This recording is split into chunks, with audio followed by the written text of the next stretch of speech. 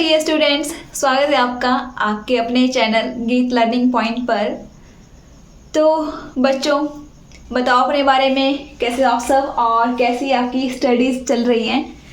तो काफ़ी दिनों बाद मैं वीडियो बना रही हूँ और आपकी क्लास दे रही हूँ। तो मेरे अपने एग्ज़ाम चल रहे थे तो इसलिए मैं आपकी वीडियोस, आपकी क्लासेस कंटिन्यू नहीं कर पाई, पर अभी आपकी क्लासेस कंटिन्यू रखूँगी। और आपको पता है कि HPTGT कमीशन आने वाला है, तो उसकी नोटिफिकेशन निकल गई है। तो अभी भरने का तो नहीं है कि कब भरेंगे, पर एग्ज़ाम आई थिंक जुलाई तक तो हो ही जाएगा, जुलाई अगस्त तक हो जाएगा। तो आपको जल्दी से अब अपना सिलेबस कंप्लीट करना, काफ़ी अच्छा मौका है और वैकेंसीज भी काफ़ी ज़्यादा है। तो इसलिए कोशिश करेंगे कि इसको हम अच्छे से तैयार कर लें और अपना 100% दें। तो मैंने आपकी HPTGT कमीशन की क्लासेस स्टार्ट की थी, तो वो बीच में नहीं करा पाई थी मैं आपको। तो बस जहाँ से मैंने छोड़ा है मैं वहीं से आपका कंटिन्यू करा रही हूँ अब। तो आज हम पढ़ेंगे केमिस्ट्री, और केमिस्ट्री का मैंने आपको सेकंड चैप्टर करा रही थी, ठीक है। केमिस्ट्री मैंने 11th क्लास की स्टार्ट की थी और उसका सेकंड चैप्टर क्या था, एटॉमिक स्ट्रक्चर। तो एटॉमिक स्ट्रक्चर मैंने आपको पढ़ाया था, कुछ टॉपिक रह गए थे करने को, तो वो मैं आपको आज कराऊंगी।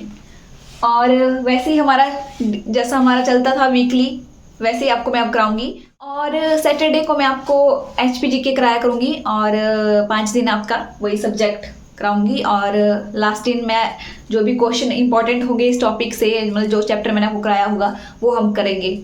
तो अभी हमें तैयार होना पड़ेगा और मैं कोशिश करूंगी कि जितना मेरे से हो सकता है मैं कराऊंगी। और मैं पूरी गारंटी नहीं ले सकती पूरे सारे के सारे सब्जेक्ट ख़त्म करने की, क्योंकि बहुत ज़्यादा सिलेबस है और एक टीचर ख़त्म नहीं कर सकता उसको 3-4 महीने में। तो जितना मेरे से हो सकता है मैं आपको कराऊंगी, और इसके साथ साथ आपको खुद भी पढ़ना है, ठीक है।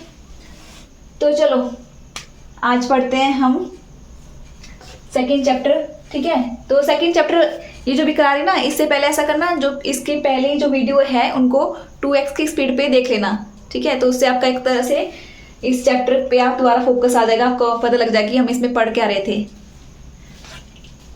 तो अब मैं पिछला नहीं कराऊंगी आपको, ठीक है। पिछला आपने उन्हीं वीडियो से देखना है, तो उसको एक बार रिवाइज कर लेना, उसके बाद इस वीडियो को देखना। तो हमने एटम के स्ट्रक्चर के बारे में जान रहे थे। तो एटम के स्ट्रक्चर में हमने क्या क्या देखा था, बताओ मुझे, क्या क्या देखा था, कोई बता सकता है? अच्छा बताओ, एटम में कौन कौन से सब एटॉमिक पार्टिकल्स होते हैं? अभी कमेंट सेक्शन में मुझे बताओ कौन कौन से होते हैं, कौन कौन से होते हैं सब एटॉमिक पार्टिकल्स। आपके इलेक्ट्रॉन, प्रोटॉन और न्यूट्रॉन, तो मैंने आपको बताया था। तो अब हम पढ़ेंगे क्वांटम नंबर। क्वांटम नंबर क्या है? देखो मैंने आपको बताया था कि ये होता है आपका, ठीक है, न्यूक्लियस, और ये है आपका ऐसे बाहर को आपका एटम इस तरह से होता है, ये न्यूक्लियस होता है, ठीक है। न्यूक्लियस क्या होता है, जो आपका एटम होता है उसका जो मास होता है वो बिल्कुल बीच में होता है, उसको क्या नाम दिया है हमने, न्यूक्लियस। फिर हमने पढ़ा था कि जो इलेक्ट्रॉन होते हैं ना वो ऐसे से घूमते रहते हैं, ठीक है, ऐसे से घूमते रहते हैं न्यूक्लियस के चारों तरफ। तो ये था आपका क्या, एटम का स्ट्रक्चर। फिर अब बात आती है, ठीक है, आपका इलेक्ट्रॉन घूम रहा है, तो अब वो इलेक्ट्रॉन होगा कहाँ, जैसे कैसे पता लगाया जाए कि जो आपका इलेक्ट्रॉन घूम रहा है वो एग्जैक्टली है कहाँ जैसे। पर मैंने आपको बताया था, पिछला टॉपिक था हिंसनबर्ग। हिंसनबर्ग ने क्या कहा था कि हम इलेक्ट्रॉन की पोजीशन और उसका मोमेंटम नहीं बता सकते हैं, पॉसिबल नहीं है। तो हम प्रोबेबिलिटी तो बता सकते हैं कि कहाँ जैसे हो सकता है, ठीक है। तो इसके लिए क्या बनाए गए, क्वांटम नंबर। तो क्वांटम नंबर आपको क्या देता है, इलेक्ट्रॉन का एड्रेस। क्या बताता है कि इलेक्ट्रॉन कहाँ जैसे हो सकता है, उसका एड्रेस बताता है आपका क्या, क्वांटम नंबर। तो ये क्वांटम नंबर 4 है, कितने हैं, 4। अच्छा, इलेक्ट्रॉन का क्या बताता है, ये एड्रेस बताता है। तो मान लो कि आप हो इलेक्ट्रॉन, ठीक है, और मैं आपके घर आने चाहती हूँ, तो आप मुझे कैसे पता चलेगा कि आपका एड्रेस क्या है, आपका घर कहाँ जैसे। तो सबसे पहले क्या ढूंढूंगी मैं, आपकी सिटी, आप कौन सी सिटी से बिलोंग करते हो। फिर मैं देखूंगी कि कौन से सिटी में, तो ठीक है, कौन से हाउस में हो, अब आपके हाउस नंबर क्या है। उसके बाद मैं आपके हाउस में देखूंगी आपके कमरे कितने हैं, ठीक है, तो आप कौन से कमरे में रहते हो, आपका कमरा ढूंढूंगी। फिर कमरे में भी अगर 2 बेड लगे होंगे तो आप कौन से बेड पे हो, ठीक है, कौन से बेड पे आप रहते हो, आप सोते हो। तो उस तरह से मैं आपको क्या करूंगी, आपका पता लगा दूंगी आप वहां पे हो। तो इसलिए तो ये भी आपका इलेक्ट्रॉन कहाँ पे है, इसलिए इसके 4 दिए गए। 4 क्या दिए गए, क्वांटम नंबर। पहला क्या है, प्रिंसिपल क्वांटम नंबर, जिसको कि n से डोनेट करते हैं।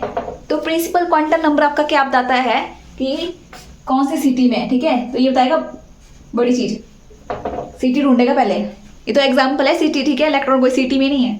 तो एक तरह से एग्जाम्पल दिया कि आप एक इलेक्ट्रॉन हो, तो मैं आपको ढूंढना चाहती हूँ, तो आप किसी सिटी में रहते हो, ठीक है, मतलब आपका एड्रेस जानना चाहती हूँ। तो सबसे पहले क्या पता लगाऊंगी, सिटी के बारे में।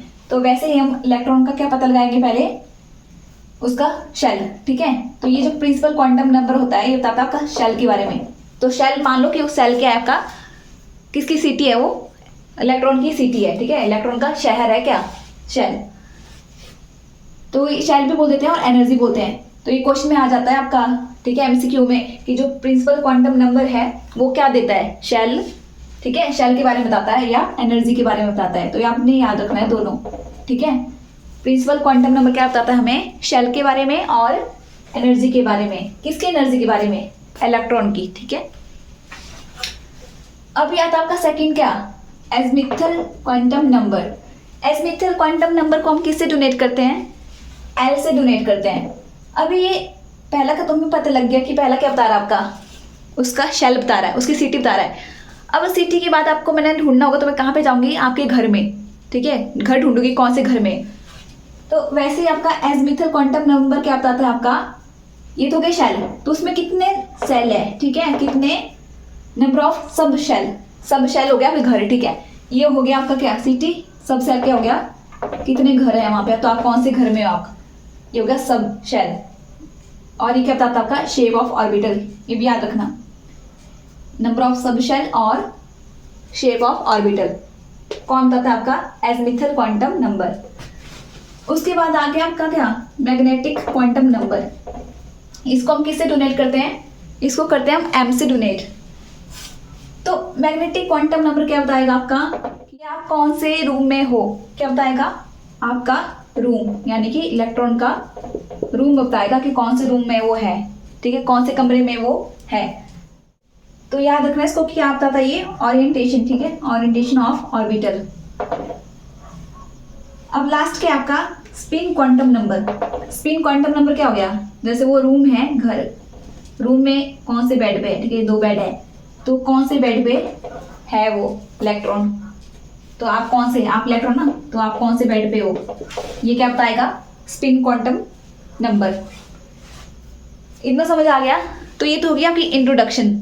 तो अब समझते हैं डिटेल से कि ये आपका प्रिंसिपल क्वांटम नंबर क्या है, एज़ीमुथल क्वांटम नंबर क्या है, मैग्नेटिक क्वांटम नंबर क्या है और स्पिन क्वांटम नंबर क्या है। तो सबसे पहले चलते हैं हम क्या, प्रिंसिपल क्वांटम नंबर के बारे में। तो प्रिंसिपल क्वांटम नंबर आपका क्या बताता है, शेल, कि कौन से शेल में आपका इलेक्ट्रॉन है। तो जैसे मैंने यहाँ पे बनाया, देखो ये न्यूक्लियस, ये क्या है, न्यूक्लियस।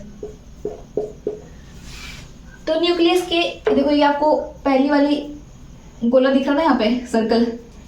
तो ये जो पहला सर्कल है ना, इसको क्या बोलते हैं हम, ये पहला सेल, ठीक है। तो इसको हमने क्या नाम दिया है, पहले शेल को के, क्या नाम दिया है, के शेल। और यहाँ पे एन की वैल्यू कितनी है, 1, यानी कि जब एन क्या होगा, 1, तो शेल का नंबर क्या होगा, क्या नाम होगा उसका, के। अच्छा, अब ये जो दूसरी वाली लाइन दिख रही है ना यहाँ पे आपको, ये वाली गोला, दूसरा गोला, इसको क्या बोलेंगे हम, इसको बोलते हैं हम एल शेल। यहाँ पे एन कितना है, 2, कितने यहाँ पे एन, 2। और ये जो लास्ट, ये वाला जो सेकंड लास्ट है, ये वाला, इसको क्या बोलते हैं हम, एम शेल।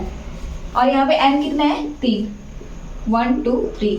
और ये लास्ट जो फोर्थ वाला है, लास्ट, इसको क्या बोलते हैं हम, एन शेल।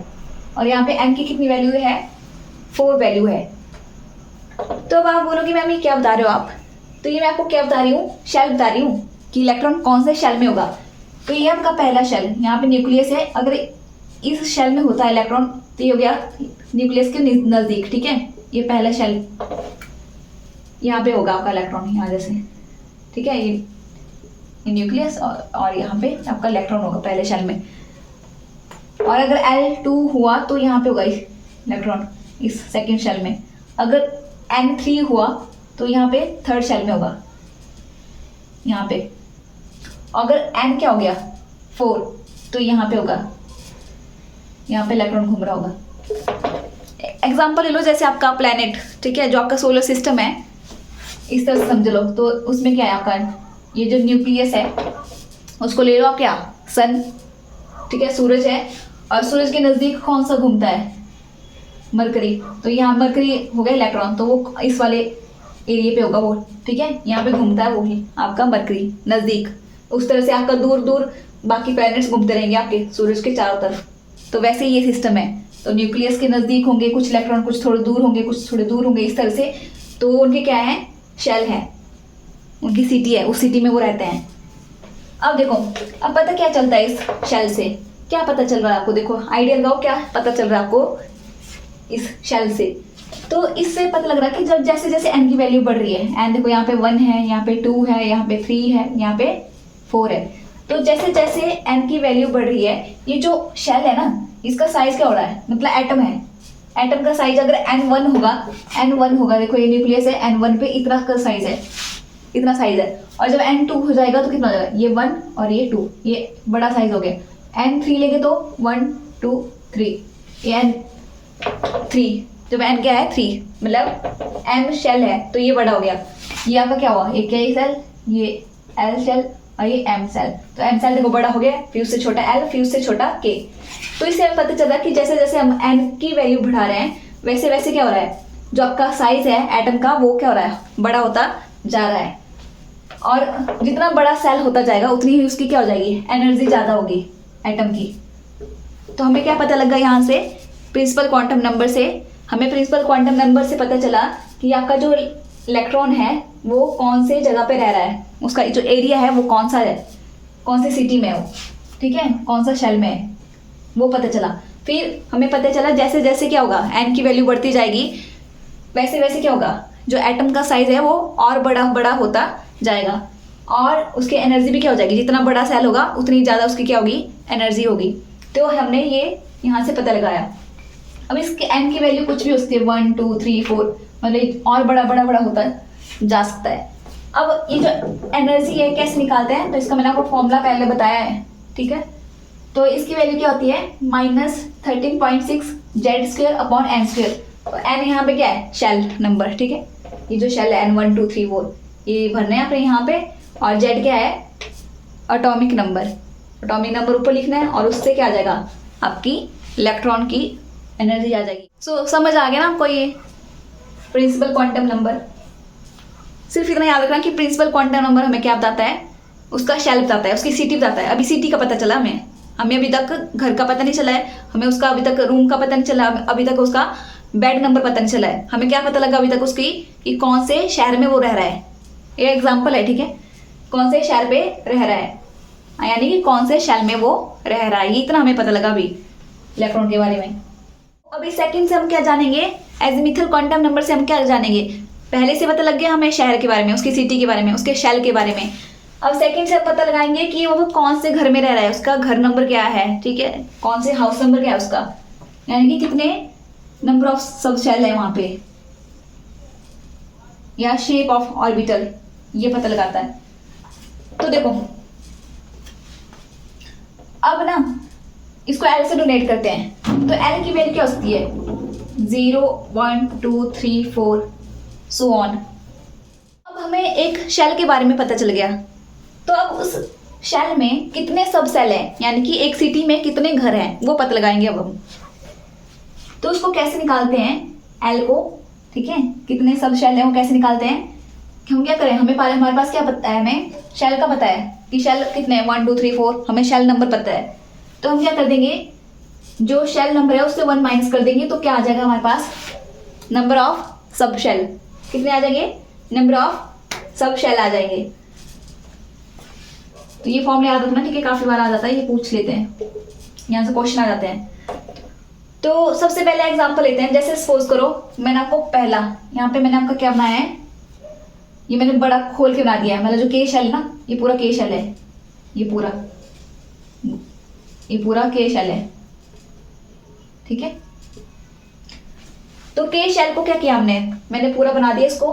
के शेल में एल कितना होता है, 1, कितना होता है 1, तो बताओ एल कैसे निकालेंगे? हम क्या कर देंगे, ये लिया मैंने यहाँ पे ये formula, L equal to N minus one. तो एन कितना मेरे पास 1, तो भरो यहाँ पे एन की जगह 1 भर दिया। 1 माइनस 1 कितना हो जाता है 0। क्या होता है 0। यानी कि जब मैं क्या ले रही हूँ, पहला सेल ले रही हूँ एन इक्वल टू 1, तो वहां पे मेरे पास एल कितना आ रहा है, यानी कि कितने शब्द शेल आ रहे हैं 0। कितने आ रहे हैं 0 शब्द शेल। तो ये मैंने क्या लिया आपका, ये मैंने वो लिया था आपका एन इक्वल टू 1 पे पहला शेल। तो इसमें कितने सब शेल हैं 0। 0 का मतलब यहाँ पे 0 खाली नहीं है, 0 का मतलब 1, ठीक है, 1 शब्द शेल है यहाँ पे। अब इसको याद रख लो, हमने क्या किया, जैसे जैसे हमारे पास n का वैल्यू भरेंगे वैसे वैसे n की वैल्यू डिफरेंट डिफरेंट आएगी। तो हमने क्या किया, जो भी आपका शब्द सेल आएगा उसको हमने नाम दे दिया। क्या दे दिया, नाम। जैसे l की वैल्यू अगर मैंने n को 1 भरा, l कितना आ जाएगा 0। 0 को हमने क्या बोला, s सब शेल, या इसको ऑर्बिटल भी जानते हैं, ठीक है, आपने ऑर्बिटल पढ़ा होगा। तो क्या बोलते हैं हम 0 को, हम क्या बोलते हैं s ऑर्बिटल। क्या बोलते हैं s ऑर्बिटल। और जब मेरे पास n क्या l क्या आएगा 1, तो 1 आएगा उसको हम क्या बोलेंगे, उसको हमने क्या नाम दिया p ऑर्बिटल। क्या नाम दिया p ऑर्बिटल। जब मेरे पास l कितना आएगा 2, तो उसको हमने क्या बोला d ऑर्बिटल। क्या बोला d ऑर्बिटल। और जब l3 आएगा तो उसको क्या बोला हमने f ऑर्बिटल। और जब l4 आएगा तो उसको हमने क्या बोला g ऑर्बिटल। ये याद कर लेना, ठीक है, कई बार ये पूछाता है कि 4 होगा तो कौन सा ऑर्बिटल है, तो g है। और ये आपको 0 1 2 3 का तो पता ही होगा, पर g वाले का पूछ लेते हैं। जब 4 आएगा तो क्या होगा g ऑर्बिटल होगा। तो इसकी शेप कैसी होती है, जो आपका s ऑर्बिटल होता है ना, वो होता है ऐसा गोल स्फेरिकल। कैसी होती है उसकी शेप, स्फेरिकल शेप होती है। और जो आपका p होता है, ठीक है, इसको रखना याद, स्फेरिकल। एस की कैसी शेप होती है, स्फेरिकल होती है। और जो आपका p होता है, p की क्या होती है ऐसे, ऐसे, ठीक है, ऐसे। इसको क्या बोलते हैं, इस शेप का नाम है डम बेल। तो याद रख लेना, नाम कई बार पूछा जा सकता है कि जो p ऑर्बिटल है उसकी शेप का क्या नाम है। क्या नाम है उसका, डम बेल, और इसका स्फेरिकल। और आपका जो d ऑर्बिटल है, d ऑर्बिटल की कैसी शेप है, उसके 2 होंगे ऐसे, 1 और ऐसे 2। तो इसको क्या क्या बोलेंगे, इसको बोला हमने डम्बेल, तो इसको क्या बोलेंगे, 2 आगे तो क्या बोलेंगे डबल डम्बेल। तो मेरे पास यहाँ पे जगह नहीं लगी तो आप लिख लेना, ठीक है, अपने नोट्स में लिख लेना इसको। एस की शेप क्या है स्फेरिकल, पी की क्या है डम्बेल, और जो का डी ऑर्बिटल है उसकी शेप का क्या नाम है डबल डम्बेल। तो याद रखना इसको, ठीक है। ये वाले ऐसे शेप को बोलते हैं, ये उधर बना नहीं होगा, अच्छा ऐसे, इसको क्या बोलते हैं हम डम्बेल।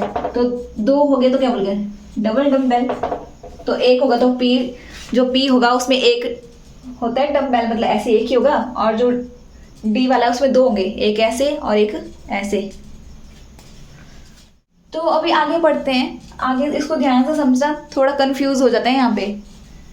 अब देखो, जब मैंने n को क्या लिया 1, क्या लिया मैंने n को 1, यानी कि मैंने पहला शेल लिया, पहला शेल लिया। तो जब मैंने पहला शेल लिया यानी कि n क्या लिया 1, तो मेरे पास l कितना आ रहा है, मेरे पास कितने घर आ रहे हैं वहां पे, मेरे पास सिर्फ एक घर आ रहा है। क्या आ रहा है, एक घर, यानी कि एक हाउस आ रहा है। और उस हाउस का क्या नाम है 0, और 0 को हमने क्या नाम दिया था s, क्या दिया था s ऑर्बिटल, ठीक है, क्या था s ऑर्बिटल।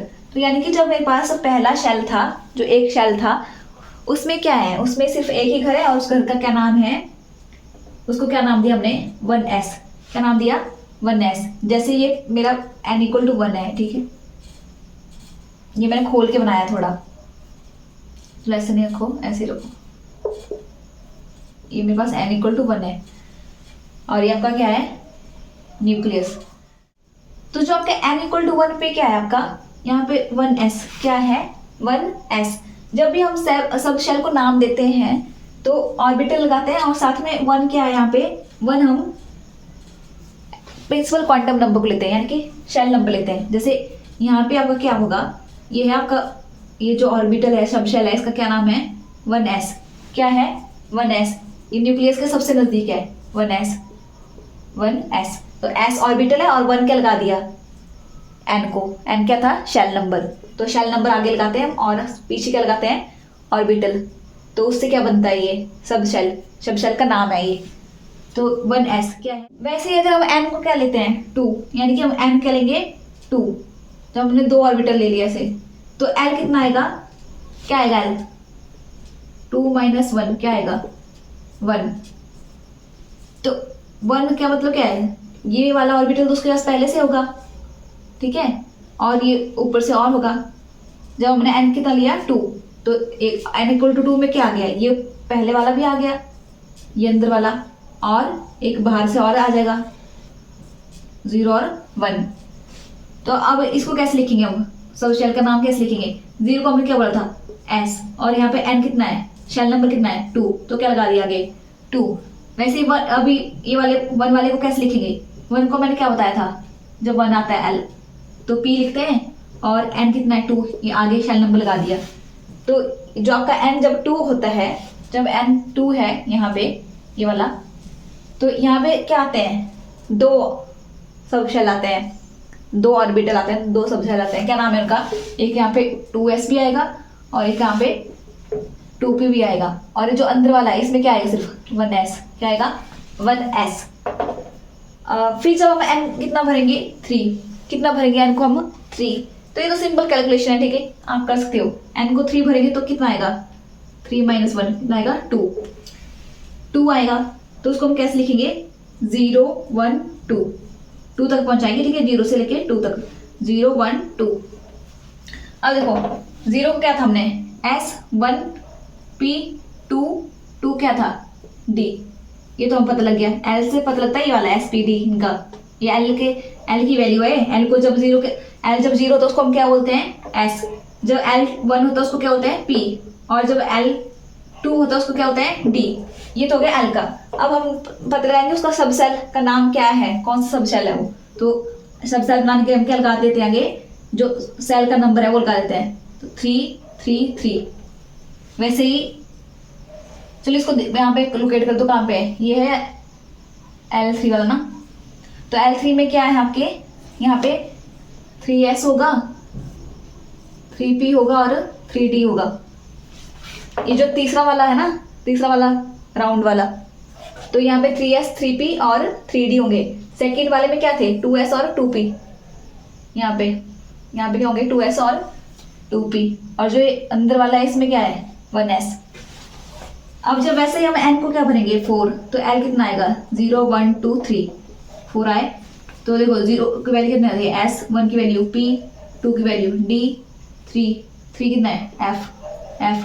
अब इसको सब शेल का नाम देना तो क्या बनेगा n आगे लगाएंगे, n की वैल्यू कितनी है 4, तो 4 4 4 4 आगे आ गया। तो इसका मतलब जो ये लास्ट वाला 4th सब सेल है, तो आपका ये लास्ट वाला 4th शेल है, इसमें कौन कौन से सब शेल है, इसके अंदर है 4s भी है, 4p भी है, 4d भी है और 4f भी है।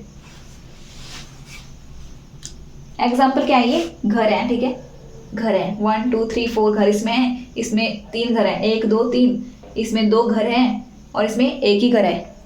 n = 1 में कितने घर हैं 1, n = 2 में कितने घर हैं 2, और n = 3 में कितने घर हैं 3, और n = 4 में कितने घर हैं 4 घर हैं, 4 हाउस है। यानी कि यहाँ पे जो इलेक्ट्रॉन की जो प्रोबेबिलिटी होगी ढूंढने के लिए, तो यहाँ पे 4 घरों में हो सकता है, यहाँ पे 3 घरों में हो सकता है, यहाँ पे 2 घरों में वो हो सकता है, और यहाँ पे 1 घर में हो सकता है।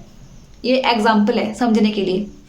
चलो भाई, हमने इलेक्ट्रॉन का घर तो ढूंढ लिया, तो अभी इलेक्ट्रॉन का क्या ढूंढना है हमें, रूम, उसका कमरा ढूंढना है। देखो इलेक्ट्रॉन कब से मिल नहीं रहा हमें, ढूंढो उसको कहाँ पे वो। तो क्या ढूंढेंगे अब अभी हम इलेक्ट्रॉन का रूम, ठीक है कौन से रूम में वो ढूंढेंगे। तो वो कौन ढूंढेगा आपका magnetic quantum number. Magnetic quantum number क्या ढूंढेगा आपका इलेक्ट्रॉन का रूम। तो ये क्या बताता है आपका ओरिएंटेशन ऑफ ऑर्बिटल।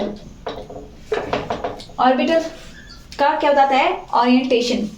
तो इस क्वांटम नंबर को हम किससे डिनोट करते हैं? m से। और इसका फॉर्मूला क्या है m निकालने का? हमने पिछले क्वांटम नंबर कौन सा पढ़ा हमने? एज़िमुथल क्वांटम नंबर। क्या था वो? l। ठीक है, l कैसे निकालते हैं? n से 1 माइनस करके। अब बारी आई है किसकी? मैग्नेटिक क्वांटम नंबर की, m की। तो m कैसे निकालेंगे हम? ये जो l है इसकी वैल्यू लेंगे -l से लेके +l तक लिखेंगे। जैसे एग्जाम्पल, अगर मेरे पास n कितना है, सपोज करो n है मेरे पास 2, तो n 2 है तो l कितना आ जाएगा? 2 - 1 कितना आ गया? 1। क्या आ गया? 1। तो अब लिखो आप किसकी? m की वैल्यू। m की वैल्यू कैसे लिखोगे? -1 से लेके +1 तक। तो क्या आएगा? -1, फिर बीच में 0, फिर +1, ऐसे लिखेंगे। ठीक है, तो मैंने यहाँ पे लिखा है सबका। तो ये मैंने पहला लिया क्या? ये है सब शेल। ठीक है, तो मैंने यहाँ पे लिया कौन सा सब शेल? पहले s। s कौन सा होता है? जब l कितना होता है? 0। तो उसको क्या नाम दिया था हमने? s। अब s सब शेल है ना, ये क्या है? s मान लो कि क्या है? ये घर का नाम है, जैसे s घर, इस तरह से। तो s क्या है? घर का नाम है। अब m कैसे निकाला? s कितना है? मतलब 0 है, l 0 है। l कितना है? 0। तो हमने कहाँ से लिखना था? -l2 + l। तो 0 -0 से +0 क्या होगा? मतलब 0 हुआ ना। तो m कितना आ गया? 0। वैसे ही अगर मैंने p सब सेल लिया, p सब सेल क्या होता है? जब l कितना होता है? 1। l कितना है यहाँ पे? 1। तो कैसे नहीं, जो मैंने निकाल दिया यहाँ पे L1 पे -1 0 +1। वैसे अगर मैं D सब शेल लूँ, यानी कि जब मैं L को क्या लूँ? 2 लूँ, तो क्या होगा? खुलेगा ये पूरा। ठीक है, -2 से लेके +2 तक। -2 -1 0 +1 +2। वैसे ही अगर मैं क्या लूँ? L कितना लूँ? 3, जो कि F है, F सब सेल। तो क्या आएगा? -3 से +3 तक खुलेगा। -3 -2 -1 0 1 2 3 पूरा। तो मैंने ये जो सारे के सारे लिखे ना, इनको हम क्या बोलते हैं? ऑर्बिटल। क्या बोलते हैं? ऑर्बिटल। तो हम इस तरह से लिखते हैं इनको। रिप्रेजेंट कैसे करेंगे हम ऑर्बिटल को? ये 0 वाले को हम क्या लिखेंगे? s orbital. ये -1 0 +1 को क्या लिखेंगे? px py pz। वैसे ये चार पूरे के पूरे 5 चेन को क्या लिखेंगे? ये d वाला है ना, तो क्या आएगा? dxy dyz dxz dz2 dx2 - y2। ये हो गया। यानी कि यहाँ पे आएगा s ऑर्बिटल, सीधा आएगा गोल, ऐसे स्फेरिकल। और जो आपका px होगा, ये x के अलोंग क्या होगा? डम्बेल शेप होगी। और जब py होगा डम्बेल शेप, ये y एक्सिस है ना, y एक्सिस के अकॉर्डिंग ऐसे शेप होगी, ऐसे। और आपका pz को क्या होगा? ये अगर x y और ये z हुआ तो ऐसा होगा, ऐसे यहाँ से ऐसे। समझ आया? तो ये हुआ pz, ये हुआ py वाला, और ये हुआ px वाला। मतलब ये ऐसे ऐसे क्या है? आपकी शेप है घर की। क्या है ये? इस तरह से शेप है। और dxy dyz dxy में क्या होगा? ये सपोज करो मैंने x y z तीनों एक्सिस लिए हैं, तो dxy क्या होगा? एक ऐसे होगी, एक डम्बल ऐसे x के लॉन्ग होगा, एक y के लॉन्ग होगा। वैसे ही dyz में क्या होगा? बना सकते हो ना खुद।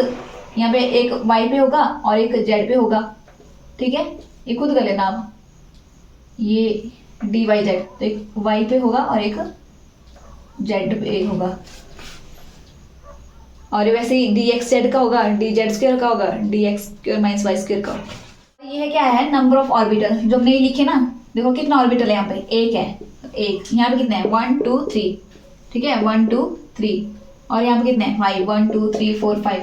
ठीक है, 1 2 3 4 5 5 है। और वैसे ही f में कितने होते हैं? 7। कितने ऑर्बिटल होते हैं f में? 7 ऑर्बिटल होते हैं। जो आप लोग भरते हो ना इलेक्ट्रॉनिक कन्फिग्रेशन, ऐसे वाली वो डब्बा, वो यही होता है। इसमें कितने होते हैं? इसमें एक डब्बा होता है। इसमें कितने होते हैं? 1 2 3 ऐसे होते हैं।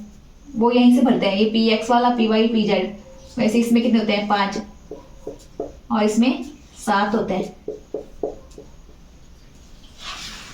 तो वही ये वाला कॉन्सेप्ट है वो, ये जो हम यहाँ पे जो लिखे होते हैं ना इस तरह से कॉन्फ़िगरेशन। तो ये ऑर्बिटल देखो, जो आपका एस सब शेल है उसमें कौन सा ऑर्बिटल है, उसमें एक ही ऑर्बिटल है, एक ही ऐसे है। और इसमें कितने हैं 3, 1 2 3, और इसमें 5, 1 2 3 4 5, यानी कि यहाँ पे भी इलेक्ट्रॉन भर सकता है, यहाँ पे भी भर सकता है, यहाँ पे भी आ सकता है, यहाँ भी हो सकता है, यहाँ भी हो सकता है, यहाँ भी हो सकता है, यहाँ भी हो सकता है, यहाँ भी। जो आपका एफ वाला होगा वहाँ पे 7 कमरे हैं, ठीक है। 7 कमरों में क्या है, चांसेस है इलेक्ट्रॉन यहाँ भी हो सकता है, यहाँ भी हो सकता है, यहाँ भी हो सकता है, यहाँ भी, यहाँ पे 5 जगह हो सकता है, यहाँ पे 3 जगह पे हो सकता है, यहाँ पे एक ही रूम है। इतना समझ आ गया आपको। अब देखो ये तो हमने पढ़ लिया है। अब यहाँ पे एक इंपॉर्टेंट फॉर्मूला है, ये तो हमने इस तरह से निकाले। अगर आपको डायरेक्ट पूछा जाए ऑर्बिटल निकालने का फॉर्मूला, ये आते हैं, ठीक है, कि ऑर्बिटल निकालने का क्या फॉर्मूला होता है, तो क्या होता है 2l + 1, यानी कि जो आपका l क्या है, एज़िमुथल क्वांटम नंबर, जिससे हमें क्या पता चला था, घर का पता चला था, इलेक्ट्रॉन के घर का पता चला था, वो था आपका l। तो उसको किससे मल्टीप्लाई करना है, 2 से, और 1 ऐड कर देना उसमें, तो उससे क्या पता चल जाएगा कि कितने ऑर्बिटल हैं, कितने कमरे हैं। यानी कि घर को किससे मल्टीप्लाई कर देना, 2 से, और 1 ऐड कर देना, उससे पता लगेगा कि टोटल कितने कमरे हैं वहाँ पे। ये सारा एग्जाम्पल है, ठीक है, एग्जाम्पल के थ्रू समझा रही हूँ। तो जैसे अगर मेरे पास क्या है, यहाँ देखो एल की वैल्यू कितनी है, 0, भरो यहाँ पे एल 0, तो 2 × 0 + 1 कितना आ जाएगा 1। तो आ गया ना पहला ऑर्बिटल, एक ही ऑर्बिटल है, 0 वाले में सिर्फ एक ऑर्बिटल है। वैसे अगर एल को 1 भरते हैं तो कितना आ जाएगा, भरो यहाँ पे एल को 1। तो जब हमने एल को क्या भर दिया, यहाँ पे एल कितना है 1, तो जब हमने एल को 1 भरा तो 2 × 1 कितना आ गया 2, और 1 ऐड किया तो कितना हो गया 3। कितने आए ऑर्बिटल, 3 ऑर्बिटल आए। वैसे ही 2 भरने पे कितने आ रहे हैं यहाँ पे 5, देख लो यहाँ पे सॉल्व कर लेना। वैसे 3 भर के कितने आ जाएंगे, 3 × 2 = 6, और 3 × 6 + 1 कितना हो गया 7, तो 7 ऑर्बिटल आ जाएंगे। तो आपको फॉर्मूला याद रखना है, कई बार फॉर्मूला डायरेक्ट पूछा जा सकता है, क्वेश्चन में आते हैं ऐसे, ठीक है, यही तो क्वेश्चन होता है, और कहाँ से क्वेश्चन बताएंगे वो। तो कई बार यहाँ पे आपको डायरेक्ट फॉर्मूला पूछा जाता है कि ऑर्बिटल का क्या फॉर्मूला है, ऑर्बिटल निकालने का क्या फॉर्मूला है, 2l + 1। और कई बार ऐसा पूछा जा सकता है कि l की वैल्यू कुछ दे दी जाएगी, आपको बोला जाएगा कि ऑर्बिटल निकालो, तो बस यहाँ पे उसको क्या करना है, अपने 2 से मल्टीप्लाई कर देना है, जो भी वैल्यू दी जाएगी, और उसको 1 ऐड कर देना उसमें, तो इस तरह से आपके ऑर्बिटल निकल जाएंगे। और उसके साथ ना एक इंपॉर्टेंट क्वेश्चन ये भी आता है, नंबर ऑफ इलेक्ट्रॉन, कि कितने इलेक्ट्रॉन है। जैसे पहला शेल है, दूसरा शेल है, और तीसरा, चौथा, इस तरह से जितने भी शेल हैं उसमें कितने इलेक्ट्रॉन होंगे, तो उसका डायरेक्ट फॉर्मूला ये भी याद रखना, ये भी पूछा जाता है, डायरेक्ट फॉर्मूला पूछा जाता है कई बार। क्या फॉर्मूला है, 2n², यानी कि जो आपके शेल है ना, जैसे पहला शेल है तो आपने क्या करना, शेल लेना, उसको क्या करना, मतलब सॉरी ऐसे लो, सेल लेना, उसका क्या लेना स्क्वायर, और उसको फिर 2 से मल्टीप्लाई करना है। यानी कि शेल नंबर लिया 1, उसको क्या किया स्क्वायर, कितना आ गया 1, और उसको 2 से मल्टीप्लाई कर दो, कितना आ गया 2।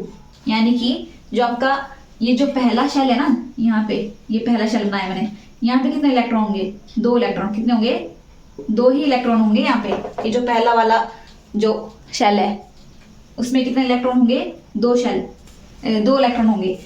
और वैसे ही अगर n को आप कितना भरते हो 2, भरो यहाँ पे n को 2, क्या आ जाएगा, ऐसा आएगा ना, 2 का स्क्वायर कितना होता है 4, और 2 से मल्टीप्लाई करेंगे कितना, 4 × 2 = 8। यानी कि जो दूसरा शेल है ये वाला, तो उसको मैं थोड़ा खोल के लिखूँ, तो ऐसे खोल के लिखती हूँ मैं, ठीक है, ये मैंने खोल के लिखा, इसको थोड़ा वाइट बना रही हूँ। तो कितने होंगे यहाँ पे 8 इलेक्ट्रॉन, 1 2 3 4 5 6 7 8, इस तरह से 8 इलेक्ट्रॉन होंगे यहाँ पे। अब हमें पता नहीं होगा कि कहाँ जैसे होंगे, ये मैंने ऐसे बना दिया, पर मतलब ये जो सेकंड वाला शेल है इसमें कितने इलेक्ट्रॉन होंगे, 8 इलेक्ट्रॉन होंगे। वैसे तीसरे में निकालना, तीसरे में क्या करोगे, 3 लिखोगे यहाँ पे, 3 का स्क्वायर 9, और 9 को 2 से मल्टीप्लाई कर दोगे, तो उस तरह से तीसरे वाले के इलेक्ट्रॉन आ जाएंगे, तीसरे शेल में कितने इलेक्ट्रॉन होंगे। तो आपने डायरेक्ट फॉर्मूला याद रखना है, और कई बार n की वैल्यू कुछ भी दी जा सकती है आपको, और उसको भर के आप निकाल सकते हो कि कितने इलेक्ट्रॉन होंगे किसी भी शेल में। समझ, तो ये समझ आ गया पूरा। वैसे मैं इसका ना आपको स्क्रीनशॉट में आपको टेलीग्राम पे प्रोवाइड करा दूंगी, टेलीग्राम पे दे दूंगी मैं आपको, ठीक है, पर आप ना इसके नोट्स खुद बना लेना। क्योंकि खुद नोट्स बनाओगे तो अच्छे से उस चीज़ को समझ पाओगे और याद रख पाओगे। ठीक है, तो ये क्वांटम नंबर वाला टॉपिक यहाँ पे ख़त्म हो गया। तो अभी कल कराएंगे नेक्स्ट टॉपिक, तो इसको अच्छे से कर लेना। फिर मिलते हैं नेक्स्ट वीडियो में, और प्लीज़ मेरी इस वीडियो को लाइक, शेयर और कमेंट कर दें। ठीक है, आपको ज़्यादा फीडबैक भी नहीं लिखनी है, तो सिर्फ डन लिख देना, ताकि मुझे पता लग सके कि कौन कौन से बच्चे हैं जो वीडियो देख रहे हैं और कर रहे हैं, मेरे साथ जुड़े हुए हैं। ठीक है, मिलते हैं नेक्स्ट वीडियो में, और अपना ध्यान रखिए और अच्छे से पढ़ते रहिए। ठीक है, जॉब पानी है ना आपको, तो मेहनत आपको करनी पड़ेगी। ठीक है, सो मिलते हैं नेक्स्ट वीडियो में, बाय।